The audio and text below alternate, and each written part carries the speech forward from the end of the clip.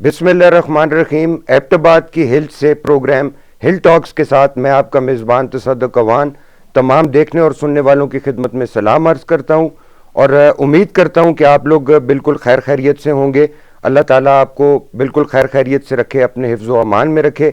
आज की गुफ्तगू का आगाज़ तो मैं किसी और मौजू से करना चाह रहा था, लेकिन आज शाम गए एक इंतहाई अफसोसनाक खबर आई सामने और ISPR inter services public relations के मुताबिक बलूचिस्तान के इलाके पाक ईरान सरहदी इलाके पंजगूर में दहशतगर्द हमले में 4 पाकिस्तानी सिक्योरिटी एहलकार शहीद हो गए हैं और ISPR के मुताबिक हमला ईरान के इलाके से किया गया है और पाकिस्तानी सिक्योरिटी फोर्सेस के काफिले को निशाना बनाया गया है। तेहरान हुकूमत से दहशतगर्दों के खिलाफ कार्रवाई का मुतालबा किया गया है। ये खबर आई है आज बलूचिस्तान के इलाके पंजगूर से, जहां पाक ईरान सरहद पर पाकिस्तानी सिक्योरिटी फोर्सेस के काफिले पर दहशतगर्द हमला किया गया है और इसमें अब तक की इतलात के मुताबिक 4 सिक्योरिटी एहलकार शहीद हो गए हैं। इस खबर की मज़ीद तफसीलात जब सामने आएंगी तो इसकी डिटेल्स भी आपके साथ शेयर करेंगे। आज दहशतगर्दी का एक और ज़ख्म पाकिस्तान को लगाया गया है पंजगूर में, बलूचिस्तान में। और बलूचिस्तान के हवाले से बात करें तो गुज़िश्ता रोज़ भी सेनेट का इजलास जो है ईवान बाला के इजलास में सेनेटर कामरान मुर्तज़ा जो कि JUI से ताल्लुक़ रखते हैं, बलूचिस्तान से उनका ताल्लुक़ है, इसके अलावा मुश्ताक खान जो कि जमात इस्लामी के सेनेटर हैं उन्होंने, और बलूचिस्तान की एक खातून जो सेनेटर हैं उन्होंने भी बलूचिस्तान की सूरत हाल के हवाले से इंतहाई अहम गुफ्तगू की है। आप लोगों में से जो लोग सोशल मीडिया पे वो देखना चाहें वो ज़रूर देखिएगा।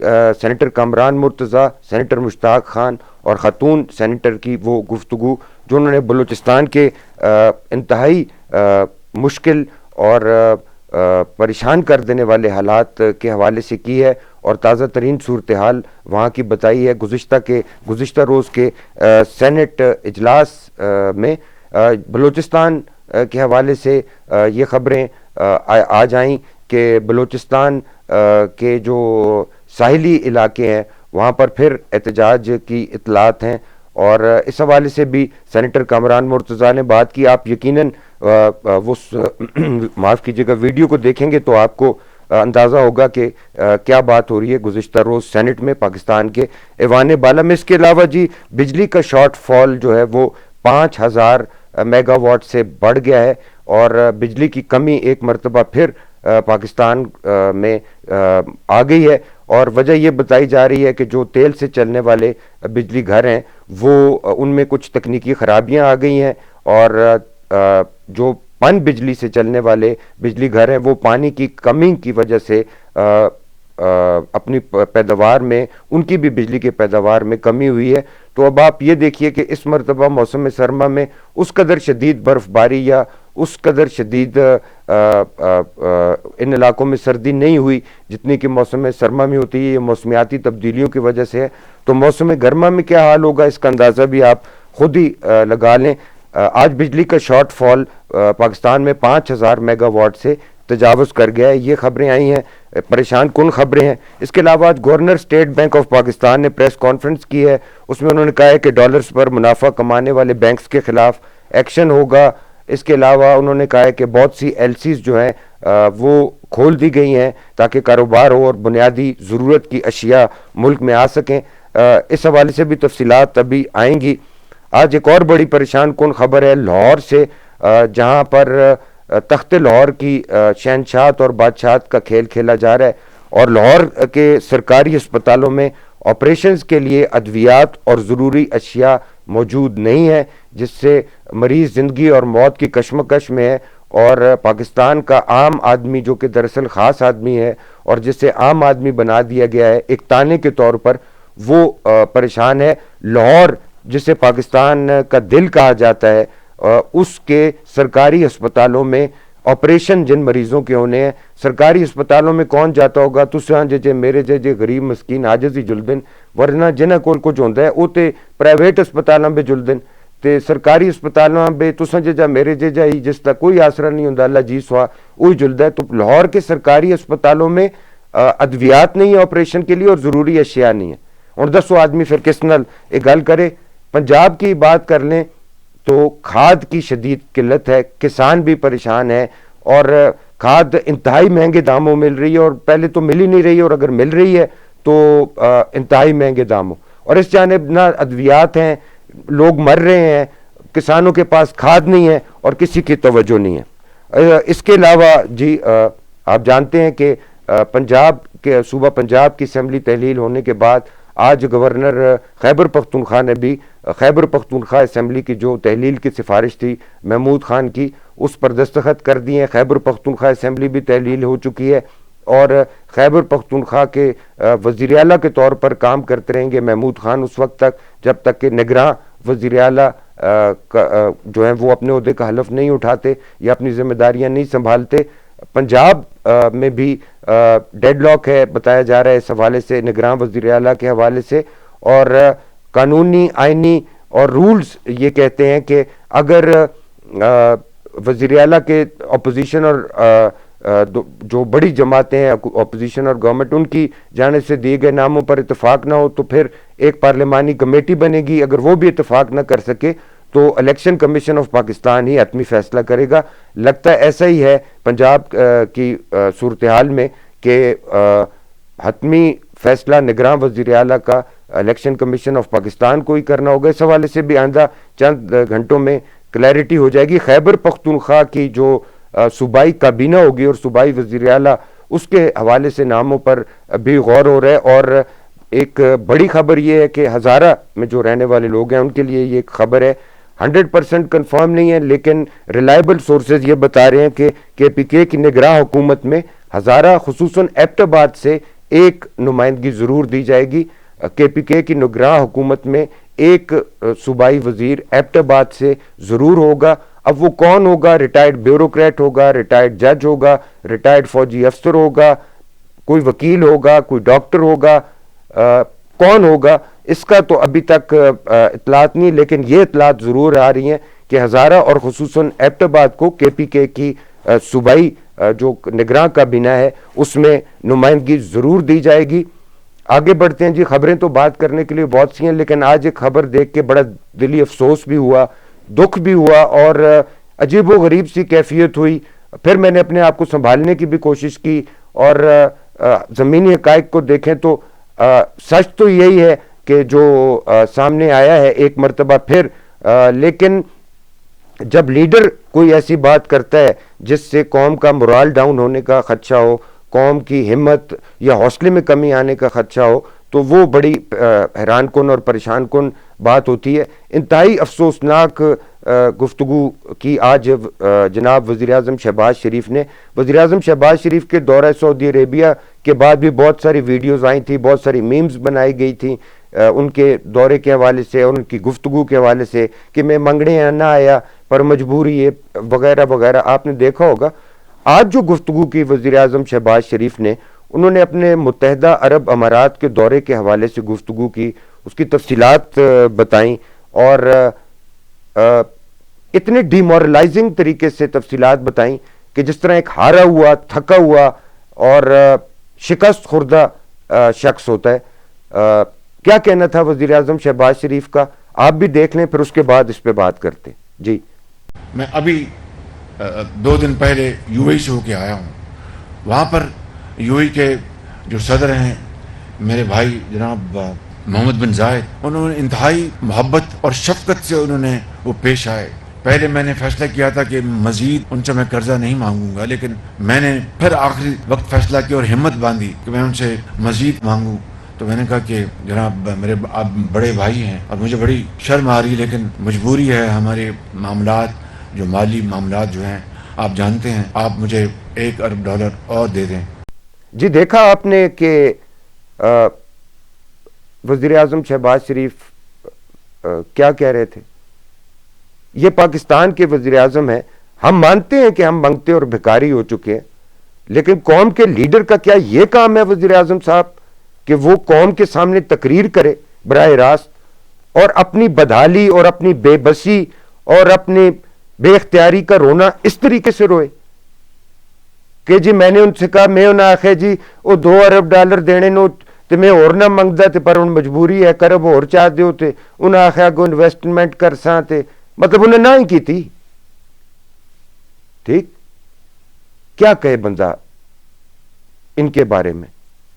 جناب وزیر اعظم آپ وہی ہیں نا جنہوں نے کہا تھا کہ میں اس ملک و قوم کے لیے اپنے کپڑے بیچ دوں گا. جب آپ وزیر اعظم بنے تھے آپ نے اپنے اثاثے اپنی ملیں اپنے کاروبار بیچنے کی بات نہیں کی تھی, آپ نے اپنے کپڑے بیچنے کی بات کی تھی. اور کپڑے بیچنے والا وزیر اعظم کچھ ہی مہینوں بعد کس طرح کی گفتگو کر رہا ہے اور قوم کو کیا پیغام دے رہا ہے. حقیقت یہی ہے, لیکن حقیقت قوم کے سامنے قومی سربراہ اور قومی لیڈر کسی طریقے سے کسی وہ جیسا چج آختے نا اساں دی کو بھی کسی چج نال پیش کر دے.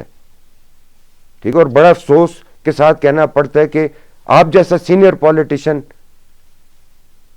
اس پہ اب سوشل میڈیا پہ بہت بحث ہوگی اور بہت کچھ کہا سنا جائے گا, میڈیا پہ بھی آپ بھی دیکھیں گے میں بھی دیکھوں گا.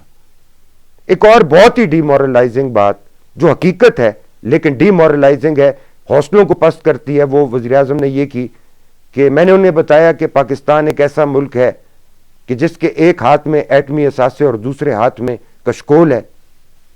جی بالکل ایسا ہی ہے, پاکستان کے ایک ہاتھ میں ایٹمی اثاثے اور دوسرے ہاتھ میں کشکول ہے. اور یہ وہ ایٹمی اثاثے ہیں جس کے لیے پاکستان کی سیاسی قیادت نے پاکستان کی عوام کو اور پوری دنیا کو بتایا تھا کہ ہم گھاس کھا لیں گے, ہم پیٹ پہ پتھر باندھ لیں گے, لیکن ہم ایٹمی قوت ضرور بنیں گے.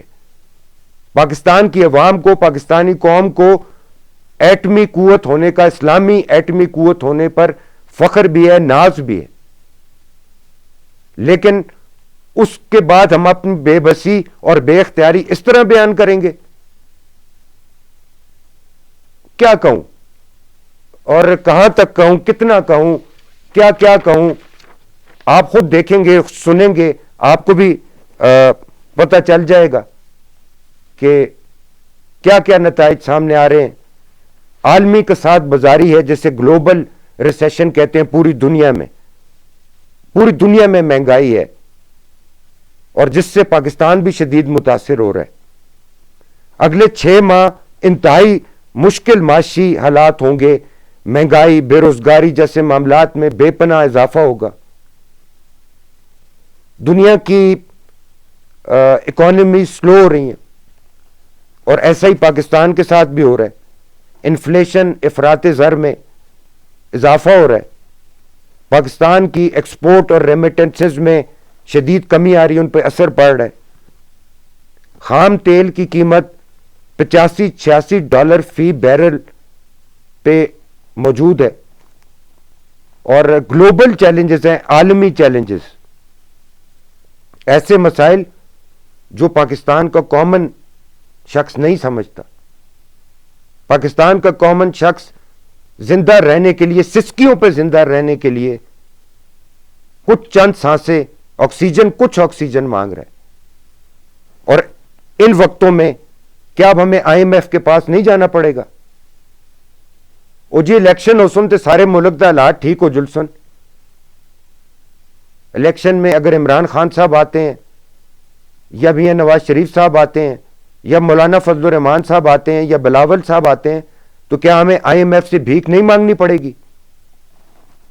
کیا گیس کی قیمتوں میں 75% اضافہ نہیں کرنا پڑے گا؟ کیا بجلی کی قیمتوں میں 7 روپے اضافہ نہیں کرنا پڑے گا؟ دہشت گردی کے بڑھتے ہوئے سائے کیا ہمیں نہیں دکھائی دے رہے؟ روس اور نیٹو کی یوکرین میں جنگ کے جو عالمی اثرات ہیں اور اس کے پاکستان پر جو اثرات ہیں, کیا اس کا اندازہ کسی کو ہے؟ آج میں نے کچھ دیر پہلے آپ سے بات کی بلوچستان کے سینیٹرز کی. میں ایک ویڈیو دیکھ رہا تھا, سینیٹر ہیں دنیش کمار, بلوچستان سے ہی ہیں, ان کا تعلق ہے, اور باپ پارٹی بلوچستان عوامی پارٹی کے وہ سینیٹر ہیں. سینیٹر دنیش کمار نے بھی گزشتہ روز سینٹ میں تقریر کی, اور آپ کو پتہ ہے کہ ایوان بالا کے رکن نے تمام سیاسی جماعتوں کے لیڈرز کو مخاطب کر کے کیا کہا کہ جب ہم سیاستدان اس وقت سے ڈریں کہ جب ہم سیاستدان باہر جائیں گے تو لوگ ہمیں ماں بہن کی گالیاں دیں گے، ہمیں ماریں گے، ہم پہ انڈے اور ٹماٹر پھینکیں گے. یہ کہا بلوچستان سے تعلق رکھنے والے ایک سینیٹر نے. اور اب 2 مہینے بعد رمضان المبارک کی آمد ہے. رمضان المبارک میں آپ اور ہم ایسے ہی مسلمان ہیں، گناہگار اور خطا کار، کہ جو رمضان جیسے مہینے میں بھی 20 سے 30% چیزوں کی قیمتیں بڑھا دیتے ہیں. اور جب عالمی کساد بازاری اور دنیا کی سطح پر مہنگائی ہے تو اس دفعہ رمضان المبارک میں کیا ہوگا؟ صرف ایک بات سے اندازہ لگا لیں کہ صوبہ سندھ میں حالیہ سیلاب سے کھجوروں کی فصل مکمل طور پر تباہ ہو گئی تھی. اس مرتبہ رمضان المبارک میں کھجوروں کے کیا نرخ ہوں گے؟ اب کرنے کو تو بہت سی باتیں ہیں، بہت کچھ کہا جا سکتا ہے، اور اس ساری صورتحال میں جب اسٹیبلشمنٹ فوج کی پرسرار خاموشی آپ اور میں دیکھتے ہیں تو بہت سے لوگوں کو ایسا لگتا ہے کہ یہ کسی بڑے طوفان کا پیش خیمہ ہے. کیا ملک کو ڈیفالٹ ہونے دیا جائے گا؟ کیا ملک کو دہشت گردی کی نظر ہونے دیا جائے گا؟ ایک رپورٹ یہ بھی آئی کہ رمضان المبارک میں لڑائی جھگڑے ہو سکتے ہیں، خون خرابہ ہو سکتا ہے. کیا پاکستان کو خانہ جنگی کی جانب دھکیلا جا رہا ہے؟ یہ باتیں میڈیا پر کوئی نہیں کرتا. سوشل میڈیا پہ میرے جیسے چند سرپھرے جن کے پاس اور کچھ کرنے کو نہیں ہے وہ یہ بات کر دیتے ہیں. یہ ہر پاکستانی یہ گل سوچنی ہو سی کہ پاکستان ہن کن حالات بچوں گزردا ہے. وہ وقت تھا نا کہ جب سیاست اکانومیز کو ڈرائیو کرتی تھی، اب اکانومیز سیاست کو ڈرائیو کرتی ہیں. اور ہماری گولہ باری ہے، لفظی گولہ باری، اے کر سٹ ساں او کر سٹ ساں، الیکشن ہو سی تے اے ہو جل سی. کیا اگر خدا نخواستہ آج کسی پاکستان کے قومی لیڈر پر دہشت گرد حملہ ہو گیا، خدا نخواستہ تو کیا پاکستان اس کا متحمل ہو سکتا ہے؟ آپ نے اور میں نے گزشتہ دنوں لاہور میں وکلا کے الیکشن کے بعد کی ایک ویڈیو دیکھی نہیں جس میں جدید اسلحے کا استعمال ہو رہا تھا.